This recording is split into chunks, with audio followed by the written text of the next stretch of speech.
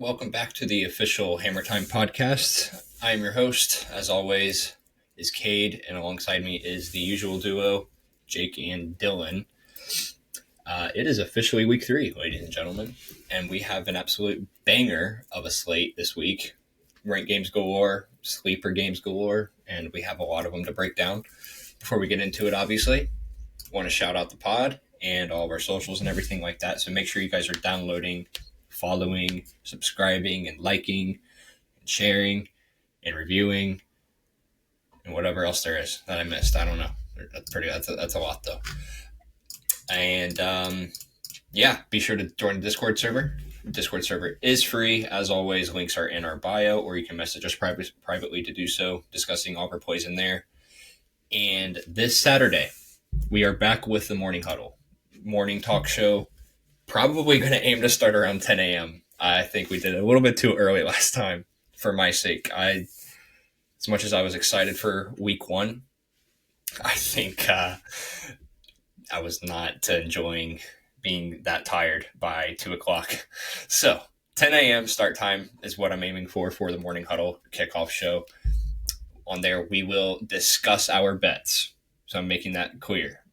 Today, we'll more so be going over the games of what we have and then our picks and leans for those type of games, but our actual bets, meaning our listing of action plays that are posted to action that will be publicly shared, is going to be discussed and reviewed in the Morning Huddle show.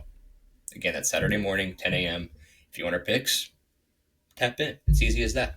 And then we'll go over it and be happy to repeat ourselves several times if we have to, if that means you guys joining in. So, and then, we'll just make sure that you guys get our picks regardless. But we want to make that show obviously a valuable thing to us. So that's pretty much the way to do that for right now. So very excited for that. And we'll see you guys Saturday morning for that. But for now, we have a loaded slate to get into. We've got about 9 games or so for all of us. So I'll let Dylan kick us off with the first game, and then we'll go from there. Yeah, so we got number 12 Clemson traveling to Bobby Dodd Stadium in Atlanta, Georgia, to take on the undefeated – just kidding. They are undefeated. Undefeated Yellow Jackets. Lines are currently around 3.5. Win totals around 53.5. Clemson is 1-1. But they did need a second-half rally to beat Troy 27-16. They have struggled to cover in 4 of the last 5 FBS games. Honestly, I'm highly unimpressed with this Clemson team on either side of the ball this far. They have the tools to run the ACC and to be a shoo-in for the playoff, but now they have to go to undefeated Georgia Tech, like I said, which is a team that showed explosive offense in week 2, even without Haynes King. They put up 680 yards and 59 points over Gardner-Webb. The big question for me is Haynes King in this game. Will he be able to go for this game? And if he is able to go, how close to 100% is he going to be? Looks like he was full go at practice Tuesday based on what I read. I mean, so I'm assuming he's going to play. Looking at the history, Clemson does own the series as of late, winning 9 straight and covering in 7 of the last 10. Could this be the year we see Tech play spoiler, or do we finally see Clemson be what we have been expecting them to be this year? Moneyline market, Clemson's around a minus 150. Georgia Tech is around a plus 130. Honestly, my models don't really love any of these lines. I was able to lock in Georgia Tech plus 9.5 way back on August 13th. So shout out if you guys were on that. That's a sharp CLV right there. But if I had to pick something currently, I think Clemson money line, anything above 160 is not bad. And at the same time, I just can definitely see Georgia Tech coming in and ruining, or Clemson going there and just getting walked by Georgia Tech. So I don't know. If you're into teasing, I would definitely tease this in Georgia Tech's favor. Even at a field goal, I still don't hate Georgia Tech. So do you guys have any thoughts on this game? Yeah.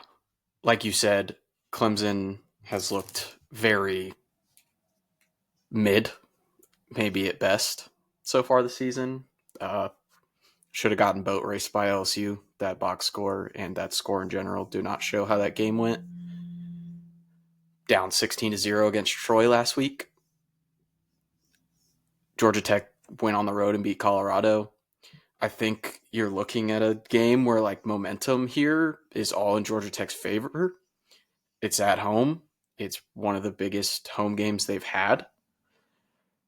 I personally placed Georgia Tech money line plus 142, I think, yesterday.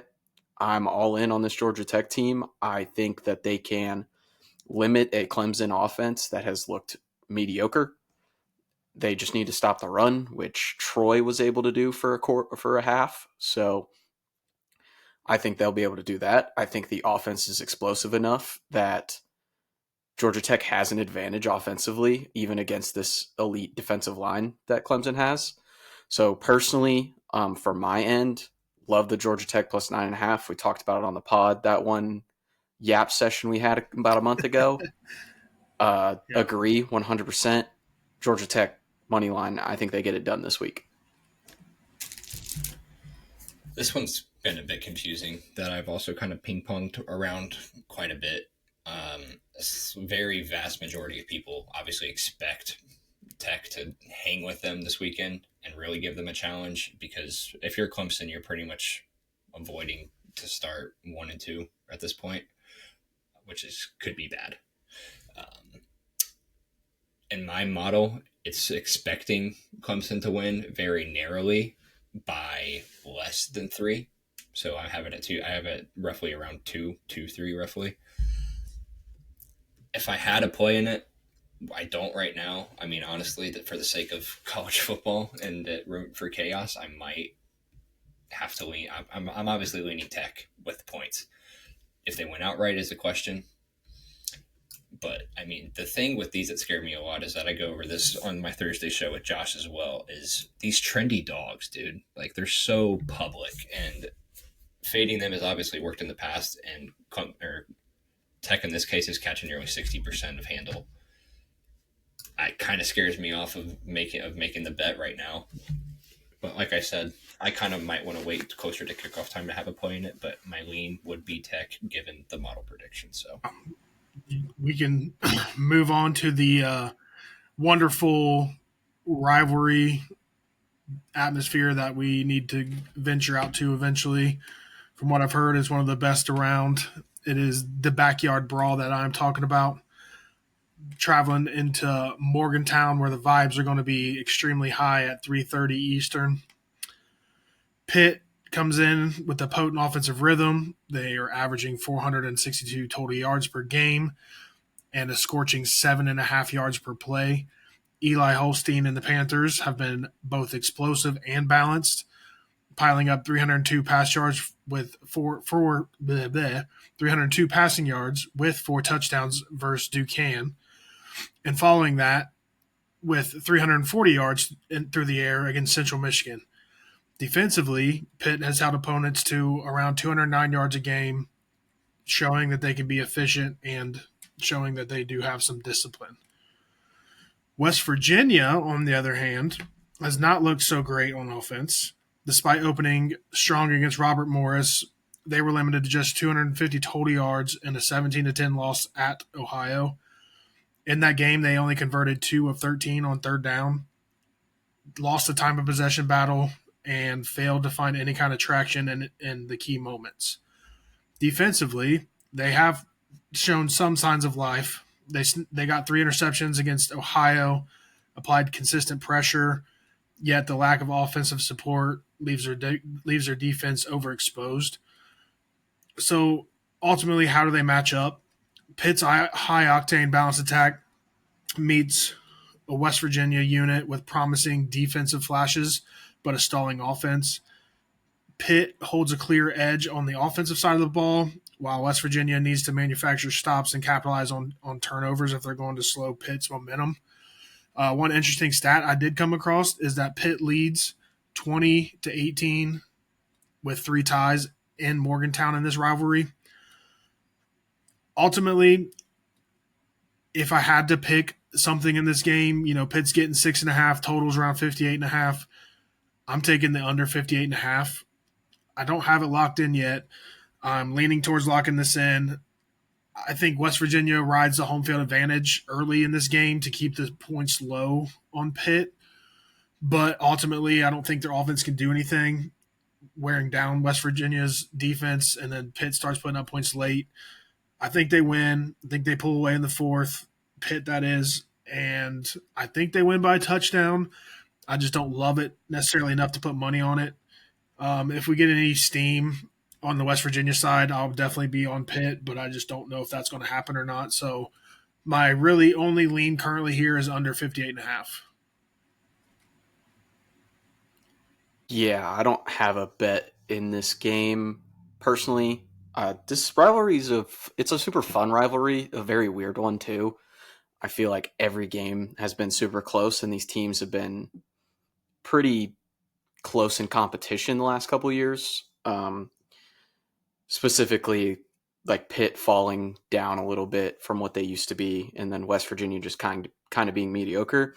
From what we've seen so far this year, it looks like Pitt is a contender in the ACC, and it looks like West Virginia is going to be pretty bad. If this wasn't a rivalry game, I'd probably be all over Pitt minus the 6.5. But it being a rivalry game, these guys are going to be tight coming in here early. They know the meaning of this game. It's in Morgantown, which is a tough place to play. I lean the 6.5, but personally, I'm not going to put any money on it. I agree with you. If we got any steam towards West Virginia, I would take Pitt. But at this moment, I think Pitt wins. I'll say West Virginia. I'll say Pitt wins, Pitt covers, but no confidence in that at all. I have, on the other hand, probably the best price that was ever available on this game, which I will get to in a second. However, given the line now, because that's what it is now, I'm not going to really do my breakdown for my line because my line would absolutely make 0 sense. My opinion, I think West Virginia covers this. Models got them at roughly 6, right above 6. So I don't like Pitt at 6.5 or anything like that. But given how juiced the 7.5 is, I'm seeing like some 120s, some 130s in some spots for some alt lines because a lot of them are just flat 7s. But I mean, Pitt's catching majority of the money here, which I honestly can't really blame them. I mean, West Virginia's in a terrible spot right now. They have a subpar offensive line. Quarterback has no idea what dude's doing lately. And next thing you know, you lose Jaheim White and Jaden Bray, and you lose to Ohio. So, to me, this is one of those spots in college football where it's like absolutely due for a bounce back in a rivalry game. But in this case, as much as I want to root for it, as much as I honestly just like West Virginia, I like them to cover, but I just don't think that they win. I do have it under at 57.2 is what my total's at. Although the competition obviously isn't been the stiffest, I think it's impressive to think that the new West Virginia defense hasn't allowed a single point in the second half so far this year. I think it's kind of something to make note of. Yes, they are a team that likes to start out slow, but boy, do they finish. And in this case, that's why I'm kind of scared off of the 6.5 because it's like a perfect backdoor opportunity. And quite frankly, my model does, like I said, I've got them roughly 31-24. So what do we write at 7 almost? Except it's like 25.3 and some change, which big deal. I don't really think 25 is the chance, but that's just what it has it at. That's what I have it at. Get to my bet now. I got this in the Game of the Year tab at roughly close to the beginning of week 1. So don't flame me for this, but if you follow my action, you should be quite what are we doing backflips on me right now. Pause. Pitt money line for minus 134, ladies and gentlemen, placed on FanDuel. So definitely caught it before the movement started. It kind of makes me mad that Jaheim White got hurt in the Ohio game because I would have put probably my entire mortgage on this play if I had known that before. But I don't have a crystal ball, unfortunately. I don't have colored rocks that I dance around in my room. So Yeah, I'll take Pitt, I don't know. and we'll go with it. Good. Okay. I don't even know how to follow that up. We'll go to the first ranked on ranked matchup of the day. That will be kicking off at 3:30, which is Florida. No, just kidding. It's not Florida. Number 18 USF at number 5 Miami in You Hard should Rock. be flamed for that. I did it on purpose. It is Florida. They own Florida. Get it? I get Anyways, it. Funny joke, dude. this is in Coral Gables. The spread is hovering around 17. Miami minus 17.5. Total sits around 56.5. The breakdown: South Florida is 2-0. They've beaten 2 ranked teams. Miami is also 2-0 after outlasting Notre Dame at home and then murdering their FCS opponent last week. On paper, this should be a one-sided matchup. Miami is elite in the trenches. Their secondary looks to be much improved after 2 games, and Carson Beck in the offense is good enough, as they showed in week 1, to win games. This is a prime letdown spot for South Florida. 2 major upsets, playing a third high-leverage game. Miami should be able to get after Byron Brown with Ruben Bain and company. They should be able to limit explosives with this secondary. The one thing that throws me off in this game and where the spread's at, USF defensively has been elite this year. They held Boise to 7, and they held Florida to 16. 2 top 30 units, probably, when it comes down to it at the end of the year. If Miami starts off slow here or has a turnover, this game could be a lot closer than you think going into the third and fourth quarter, which is exactly what Miami does not need. Personally, I'm not going to have a play in this game other than I have already played the over at 56.5, I think. I think Miami's going to be able to grind out points against a defense that's super good, but is probably dealing with a lot of fatigue. They've played 2 games in hot weather. I think there's some fatigue that's probably going to start setting in. They were on the field for 32 minutes last week. I also think USF's able to move the ball as long as they can keep Ruben Bain away from the quarterback. I think they have to make him a non-factor in this game, whether that's quick passes, whether it's rolling Byram away from him, whether it's QB-designed runs. From a spread perspective, I make this game around 13. With the external factors going on around this game, I don't have extreme confidence in playing USF. I love Alex Golish, and I love his game plans, so just because it's this big of a number, I'll take USF to cover, and then I'll take Miami to win.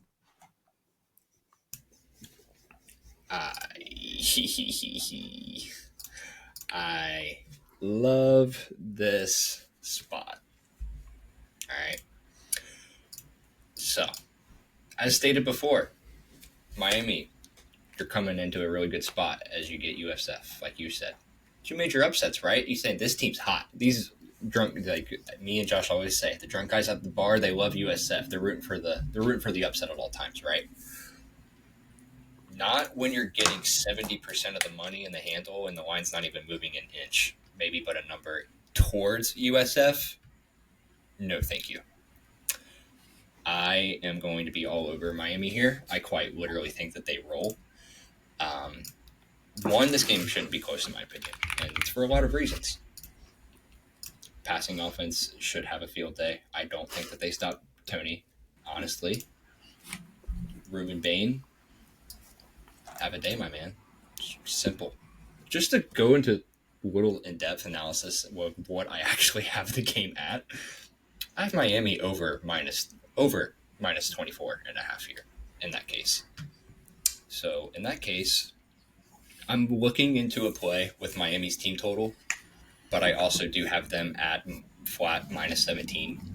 That is also posted to my action and will be a play for me, but I'm still looking for the team total play. So that's my angle. But yeah, I think USF Dream absolutely just dies. Sorry. Yeah. I have one model that has USF at 15.6 and then one model that has Miami at 23.5. So I don't think I'm necessarily going to have a play. If for whatever reason we do get that, I mean, like you're talking about, like all the money's on USF, like if we do finally get some buyback, Miami 17 flat or 16.5, I don't hate. But I'm like Jake, I do like the over here. I think that should hit pretty easily. Put it on the board. I think you said you got, 50 – It's 57.5 is what I'm currently seeing. You might be able to find some 56s in some places. I'm looking at the. I got 56 flat. Now. Okay. FanDuel still has 56.5. So looks like Caesars, DraftKings is at 57, MGM. So FanDuel 56.5 for minus 106. I will be probably going ahead and locking that in real quick because my models have this around the minimum of 58 all the way up to 62. So we should hit the over there. I like it. Okay. Back to me. With a sneaky SEC matchup, in my opinion, as an undefeated Arkansas heads into Oxford to take on number 17 Ole Miss. This is a night game, 7 p.m. Eastern. The Rebels are currently a 7.5-point favorite. Their money line's around 240. Arkansas's 2 plus 225, total around 61.5. Arkansas brings one of the nation's most balanced and explosive offenses, ranking 4th nationally with 591 yards and 54 points per game, fueled by both the 333-ish yard passing attack and a 257-ish yard ground game. This is per game.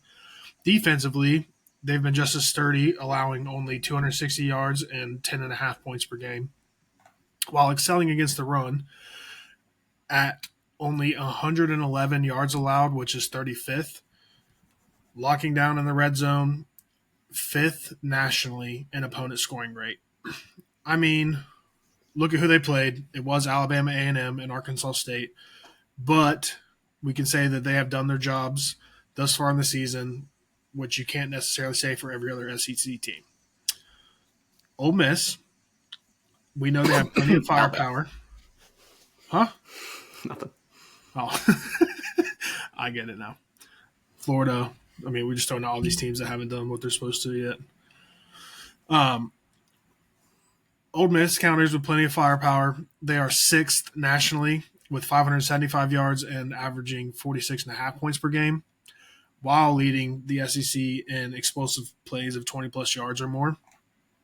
Defensively, they're strong against the pass, 18th in the nation at just 128 yards allowed per game, and they're efficient in the red zone. But their weakness lies in their run defense, giving up around 181.5 yards per game, which is 113th. Again, equally respectable teams that they have played, Georgia State and Kentucky. As we know, Kentucky's offense is electric. Not doing this anymore. Bottom line, I expect a fast-paced, explosive shootout.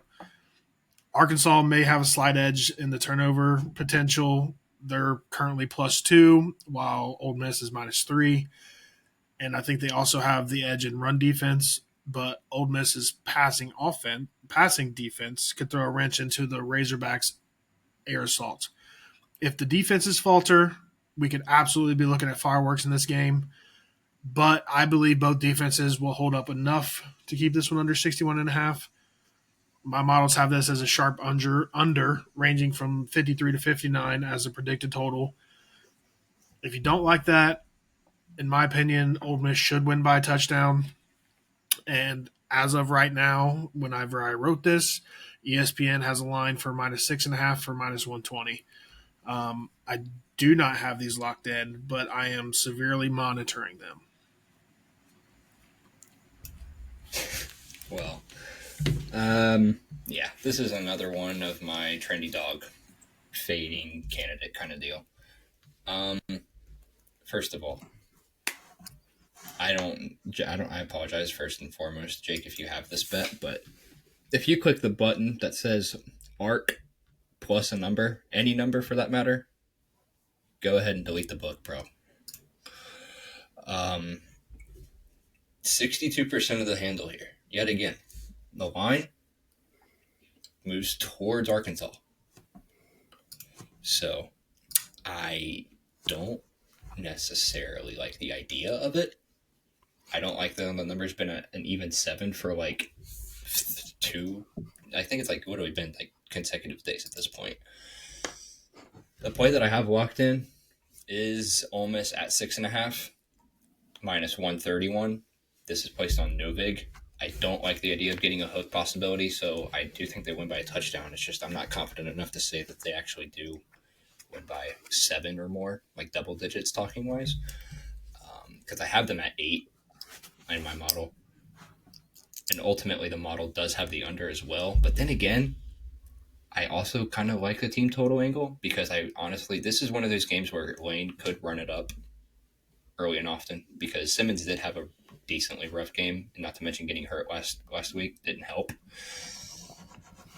He could be pissed off. This place at night does rock.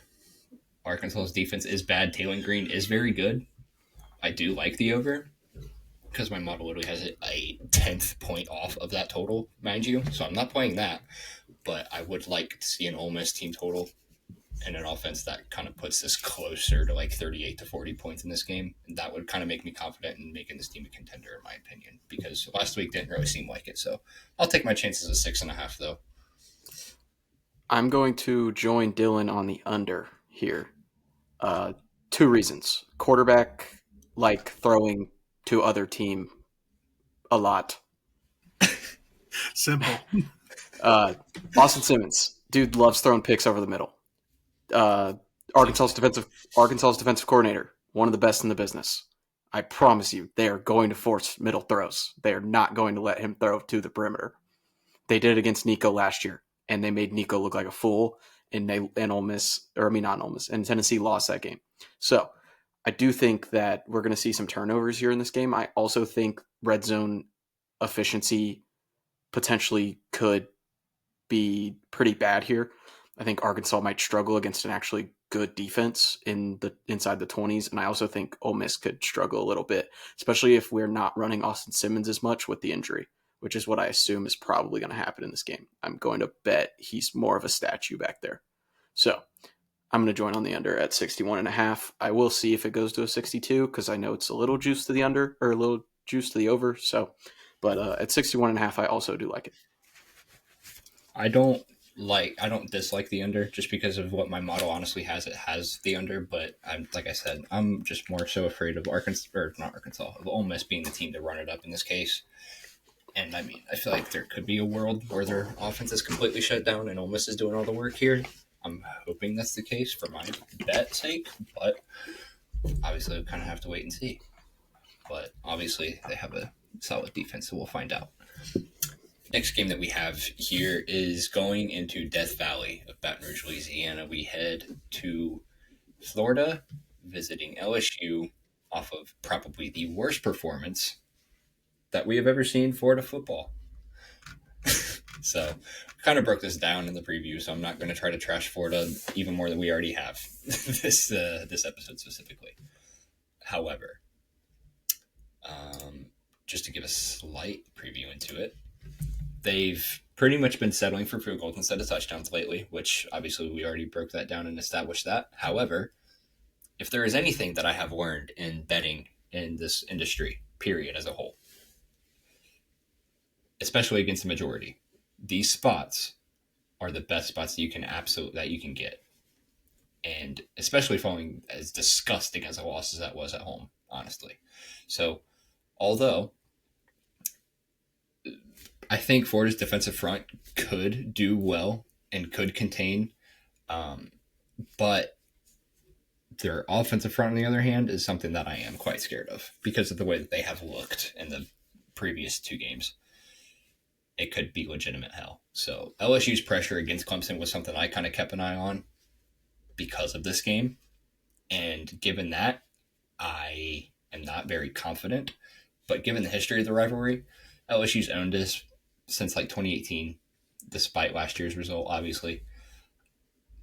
There is a possible chance where this could get ugly, but it feels like a spot where Brian Kelly gives his annual scare of this kind of sense. There is one of my models in this has Florida outright. Okay. Now, I'm going to be very, very careful when I say this. I do not think that they win this outright. But I do think LSU gets absolutely scared all the way into deep in the fourth quarter.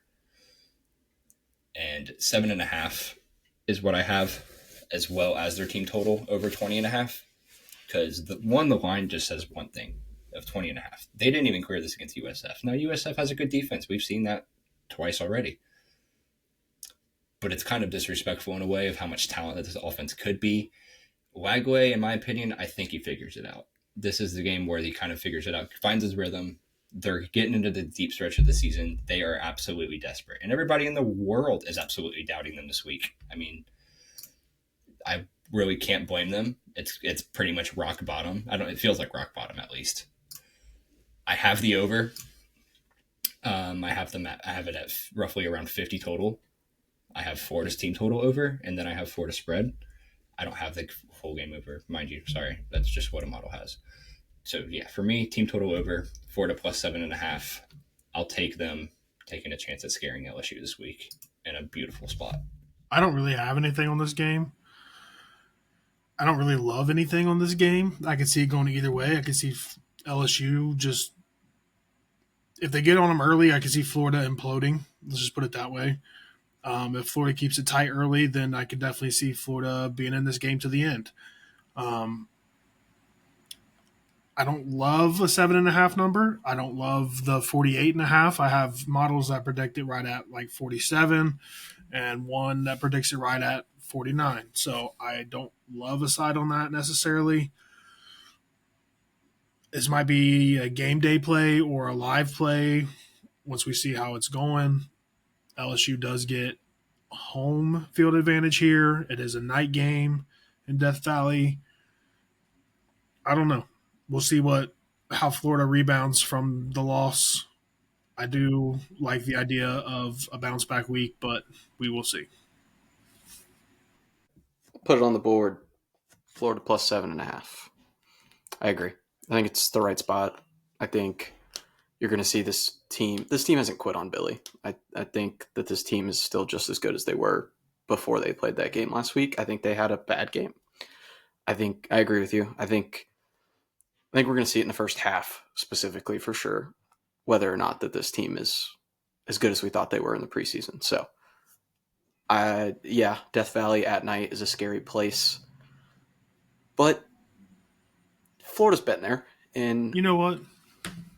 Wait, all? Just put it on there. All on the board. I'll ride it. I think this is a pure fade Brian Kelly spot. Yeah. I think that's a big thing. Also, a little worried about LSU's offense right now. So I'm curious if Florida can kind of create the same kind of thing. I'm curious if we see like a 24-21 kind of game, which I think. That's kind of where I was thinking it's going to be at. Yeah. Because my SP Plus model that I have literally has LSU at 2.8 for 28-25. So I genuinely don't think, there's a possibility. So one model has them outright, which is a little bit nuts. But the other model also has LSU by only 2 points. So put it on the board. Definitely like it. I'm glad the boys are here. So brings us to the next game. Also a night game. Also, apparently going to be a hostile environment for some. This place it's at Tulane, dude. We love it. It's at Tulane. It's not even at Duke. You ever been to NOLA? It's insane. It's all literally 20,000 people. It's literally in Tulane. Yeah. It's in Louisiana. Tulane, too loud. I know what you're trying to do to me after I called Duke a hostile environment. Duke's not playing at home. Okay? Did you see how packed that place was for that game? Dude, it was electric. Did you see them? Did you see Luke Altmaier hyping up the Illinois fans at the end of the game? It was electric. You could have put cardboard cutouts and they were. I mean, I don't know if the Duke students were studying this weekend or what, but they need to get in the stands. It was loud to me. Rough. It was a rough scene. Anyways, it's all about your perspective.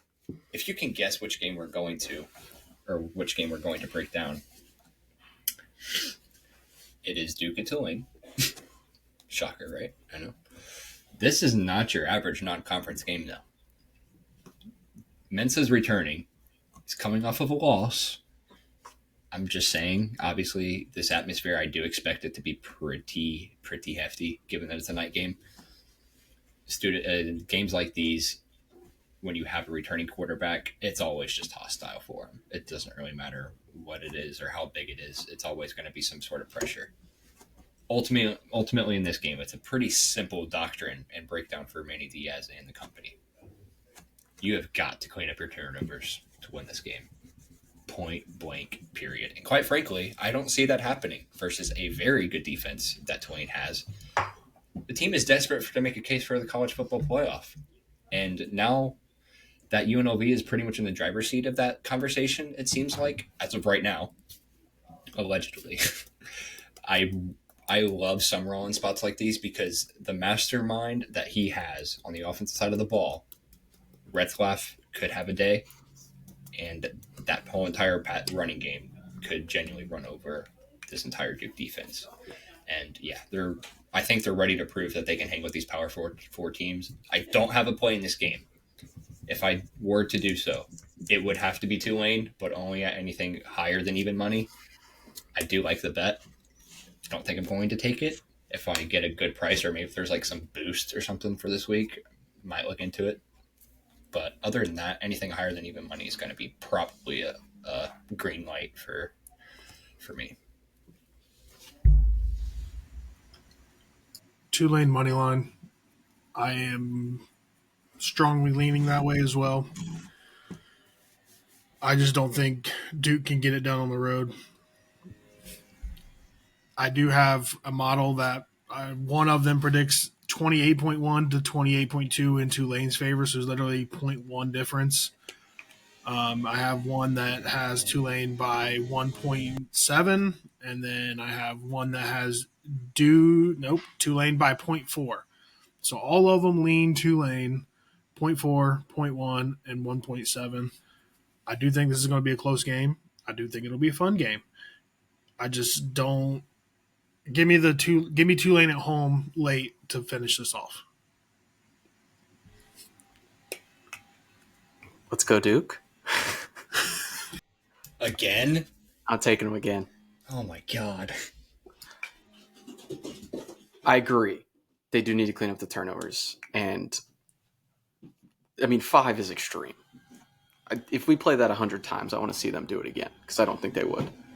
I think Mensah had a bad game. Mensah had a good and a bad game. Mensah was able to complete a lot of throws. He was able to show off his arm talent a lot. But the 2 sacks he took that were forced strip fumbles, those are just, you got to be aware. I do like this Tulane team. I love John Summerall. Tulane is my pick right now to make the playoff. The only thing that I don't necessarily like about this team is I still don't trust Jake Retzlaff. And I think QBs win games, and I'm going to take the better QB in my opinion. He left Tulane for Duke. And I'm going to take Duke. I'm going to take Manny Diaz. I'm giving you one more chance. One more. This is it. If you do this again, then we're off Duke. But give me Duke one more time. If the better QB went to a Power 4 opponent, why did the Power 4 QB leave to go to a group of 5? That's because he got kicked off the team for illegal activities in a Mormon school. This is just rage bait for Jake. Sorry. I like Jake. Jake Retzlaff he shares my name, but he's a bad college QB. Too much soaking. Soaking with the wrong gender. He's soaking, so he goes to a team named the Green Tidal Wave. Yeah, dude. Perfect sense. Facts. Perfect All right. sense there. Next game, okay. Before we get out of our second top 25 matchup of the week. Technically the third, but we'll say it's the second in our previews. Texas A&M travels to Notre Dame in South Bend. 6:30 Central on NBC. Welcome back, NBC. Notre Dame -6. They were never gone. No one tunes into NBC games unless Notre Dame's playing. Gotta be okay. Anyways, Notre Dame -6.5 at this moment. Total sitting around 50. This is a battle of 2 heavyweights in South Bend on Saturday night. These 2 teams are eerily similar in what they want to do. This is going to be a ground and pound defensive game. Points probably going to be hard to come by.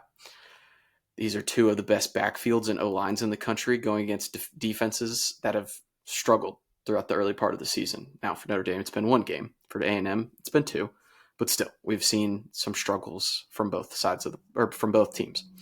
Offensively for Notre Dame, Jeremiah Love and company have to get going on the ground to open up CJ Carr and these weapons on the outside.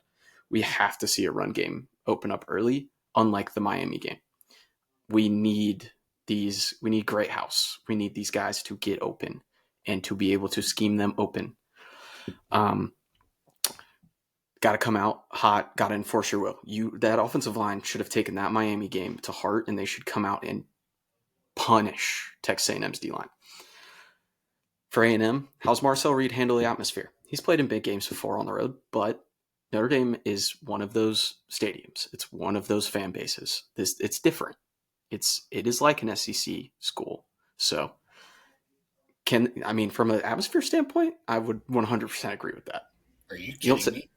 You don't think they're as good as a high-level SEC school?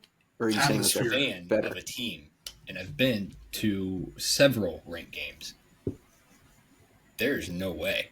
I'm sorry. The tier level from Notre Dame to an SEC. Oh my, yeah, no.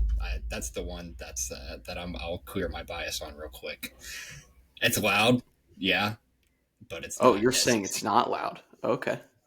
It's to an extent, yes, but it's not as big as Bryant-Denny. It's not as big as Neyland. But well, no, I wasn't comparing them to Texas A&M has played in far worse. I will say, much, much worse. Marcel Reed hasn't. Maybe not. Not last year. Maybe not. So, anyways, it's still a big atmosphere. It's a big stadium. There are a lot of people. Yeah. It's going to be loud. On 3rd and 6 in the first quarter, it's going to be loud. So, can they run the ball consistently on a Notre Dame defense that's proven year in and year out that they can stop the run? I think this game comes down to an opportunistic turnover from a defense and whoever consistently gets first downs in the second half, whether that's on the ground or whether that's through the air. I'm super high on both of these teams. Both these teams were in my playoff. Even with Notre Dame having a loss early in the season, still super high on them. I think this could be the best game of the day, personally. From a competitive standpoint, I think this could be the closest game. When you look at these top 25 matchups, these are two very tough and smart teams. They do the same things well. They don't really shoot themselves in the foot. I think the biggest advantage here is the atmosphere. Whether Cade doesn't think it's big or not, I still think it's a big deal. And I'm going to take the coaching staff who's coached in these kind of games and won in these kind of games. This team went to the national championship last year. They returned a lot. I'm not picking them to lose 2 games before the end of September. I'm taking Notre Dame to win. I'm taking Notre Dame to cover by 7. Yeah, before Cade gets into his dynamic breakdown. This will take 30 minutes. I know. I also am taking Notre Dame to cover a touchdown. All three of my models are high on this. They have it between 8 and 10. So I will trust that. I will trust, like Jake said, like Kate has talked about, this team. I highly doubt this team starts 0-2. I'm pretty sure they're going to start 1-1. And I think they do it well. I think Jeremiah Love gets going early. I don't think they used him effectively versus Miami. And I think he is going to be the difference maker in this game. And like you said, I think it's going to be close and competitive throughout. But I still think Notre Dame gets it done by a touchdown. I'm not going to go out and whatever. But the one thing that I did have, 2 of my models do actually have Texas A&M keeping this really close, talking under 4 in this case. I'm having a hard time getting there. Confidence rating isn't really that high. I do think Notre Dame wins. Easily. Don't know quite yet. One of my other models also has them at 12. I mean, A&M is catching majority of money, honestly. And once again, the line has kind of been at a standstill. If it hasn't, it's been maybe between a half of a point. That's about it. The thing that worries me is obviously the total in this case, which I am extremely high on the under, while majority is high on the over. Quite frankly, I agree with it because A&M defensively on the ground, talking like 100, like top like 130. Like that's like among the worst in defensive rush explosive plays allowed. That's terrible. Like very bad.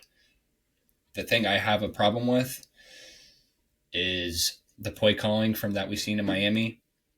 If that's the same, you can pretty much expect a dogfight because it could be literally neck and neck. And it's sad that it has to come to that, honestly. But like if you don't utilize your playmakers how you're supposed to, and you don't open up the pass game, once again for your pocket passer quarterback, not Riley Leonard, Denbrock, then yeah, you're going to have a neck and neck kind of game. But then again, I digress. Model has them by 12.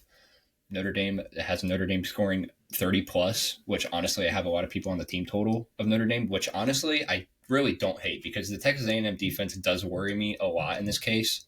But from a betting perspective, with the amount of people that like the over, I think I honestly have to take the under in this case because I have it at 44, which is almost roughly a touchdown difference, almost.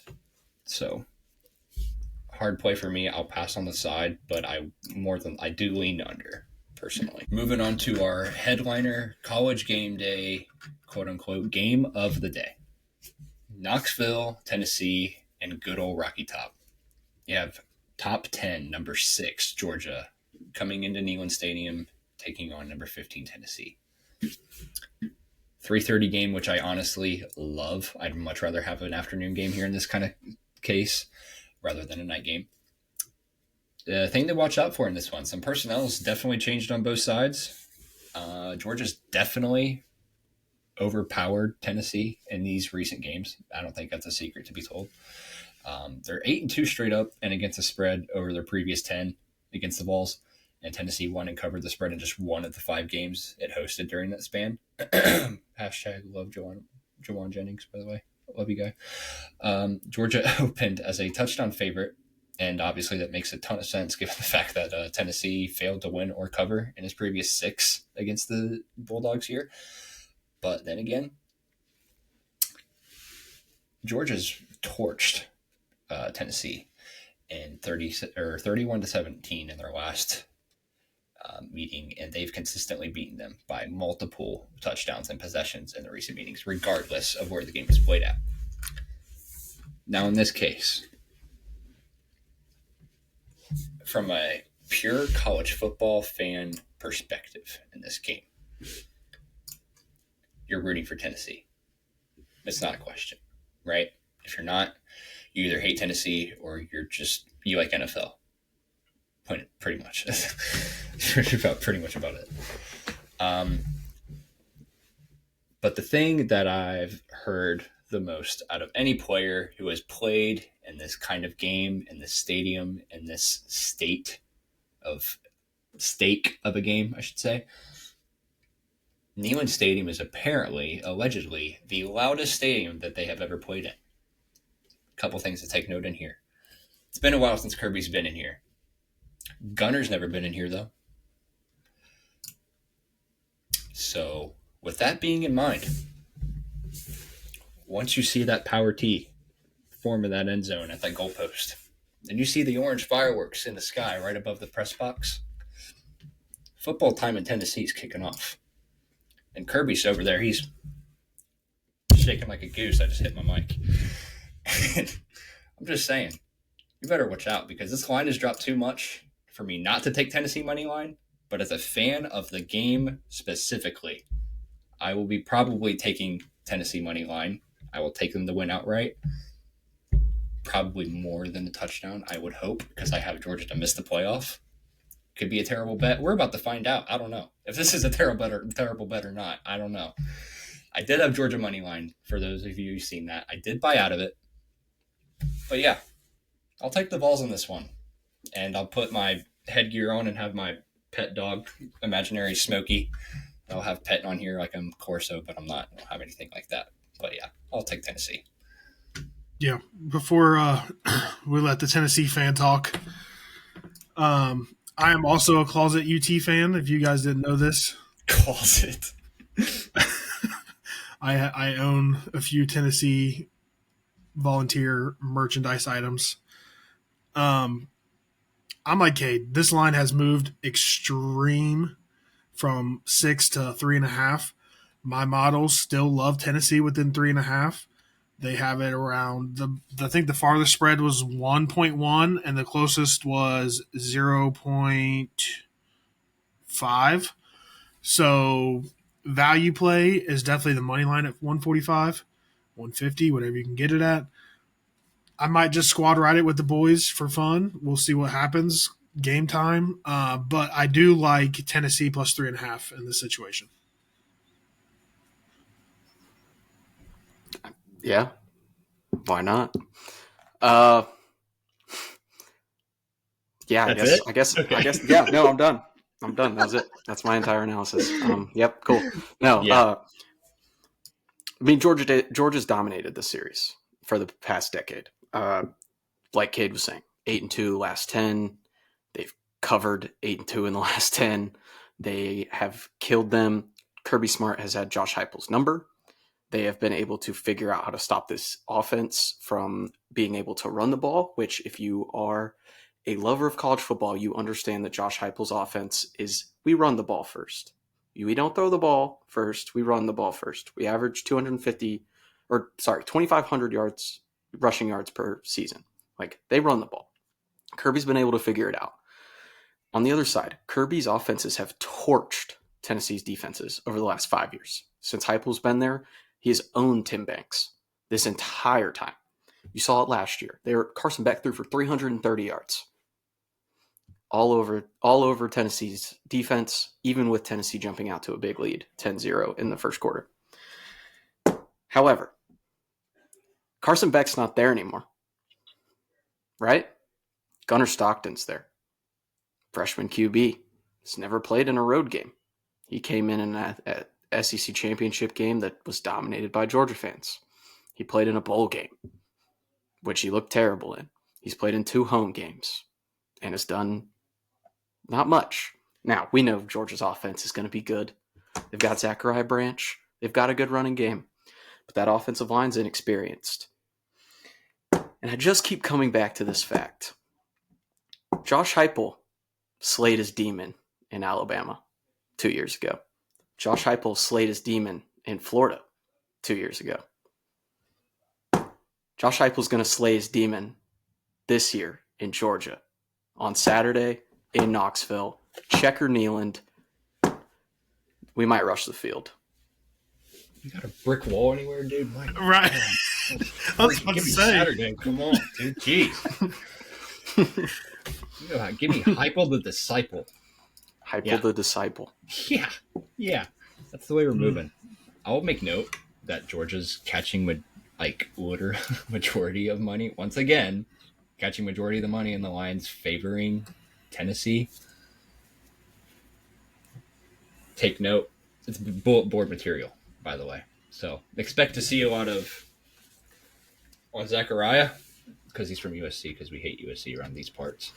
And whatever else you want to see. I don't even know. I have no words. Just get me to Saturday at 3:30, dude, because I want to yeah.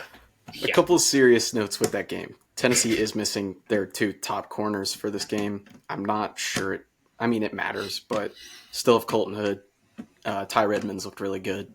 Boot Carter's going to play a lot of star. So I think they've got the opportunities there and the talent there. So I think it's a close, even game. I think it's going to be one of those ones we talk about all year. And in all seriousness, yeah, my model does have them outright. So, I mean, it's not like it's just a blind bet of me just betting as a fan of the sport. Yeah, watching the game, I'm probably going to take Tennessee money line. It's not going to be anything that I track, but it's something that I'm going to be rooting for. But yeah, I do have them outright in one of my models. Alrighty. Well, we'll go over the whiteboard. So I don't know how I'm going to be able to do this. Actually, I'll just talk. I'll preface before we start that this is from now on unless it fits a Saturday that we don't do the morning huddle show. This is how we're going to display picks, because we're going over our individual ones once again in the Saturday morning huddle show. Unless if there's no Saturday morning huddle show, then we will give our picks obviously to the podcast exclusively. But for these cases specifically, it will be in the morning huddle show. So sorry, continue. Yeah, so far, I'll go through a little bit of the season, and then we'll go on this week. So far, head-to-head, Cade is 2-1 against me. I am 1-0 against Dylan. Cade and Dylan are 0-0 against each other.